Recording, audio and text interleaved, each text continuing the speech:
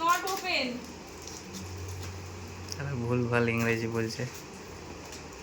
Wait, this open. Wait. I sell. I open this parcel. চাকু। দেখা যাক পার্সেলে কি আছে। এই যে this product.